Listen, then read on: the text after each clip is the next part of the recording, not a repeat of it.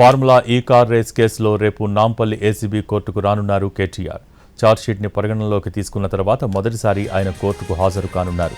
రేపు ఉదయం 9 గంటలకు నార్సింగ్లోని తన నివాసం నుంచి బయలుదేరి ఉదయం 10:15 కోర్టుకు హాజరవుతారు కేటీఆర్.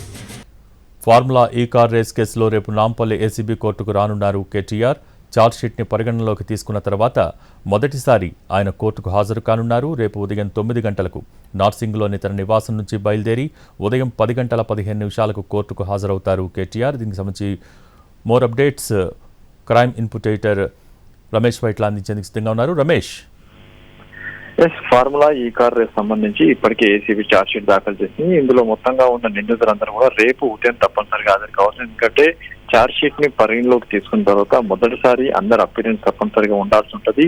ఈ నేపథ్యంలో ఇప్పటికే కేటీఆర్ కి నోటీసులు ఇవ్వడం జరిగింది. ఆ నేపథ్యంలో రేపు ఉదయం 10:15 ప్రాంతంలో కేటీఆర్ ఏసీబీ కోర్టు కూడా హాజరు కాబోతున్నాడు. అయితే దీంట్లో ఏదైతే ఫార్ములా ఈ కార్ సంబంధించిన నిధుల అక్రమాలు దుర్వినియోగం జరిగిందన్న ఆరోపణల మేరకు ఏసీబీ కేసు నమోదు చేసింది. దానిపైన విచారణ జరిపింది.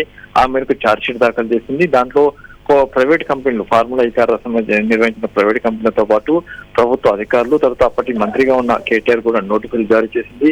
వీళ్ళందరూ కూడా రేపు తప్పనిసరిగా హాజరై మొదటిసారి అపీరెన్స్ తప్పనిసరిగా అంటే ఒకసారి ఛార్జ్ షీట్ పరిగణలో తీసుకున్న తర్వాత అందులో ఉన్న నిందితులందరూ కూడా తప్పనిసరిగా మొదటిసారి హాజరు కావాల్సి ఉంటుంది. ఈ నేపథ్యంలో రేపు కేటీఆర్ తప్పనిసరిగా కోర్టుకు హాజరవుతున్నట్లు ఇప్పటికే చెప్పడం జరిగింది. రేపు ఇంటి దగ్గర నుంచి బయలుదేరి 10:15 ఏసీబీ కోర్టుకు వస్తున్నట్టుగా స్వయంగా కేటీఆర్ కూడా చెప్పడం జరిగింది. కాబట్టి రేపు పెద్ద ఎత్తున అటు కోర్టు వద్ద కూడా బీఆర్ఎస్ కార్యకర్తలు వచ్చే అవకాశం ఉంది. బందోబస్తులకు భారీగా చేస్తామని కూడా పోలీసు అధికారులు చెప్తున్నారు.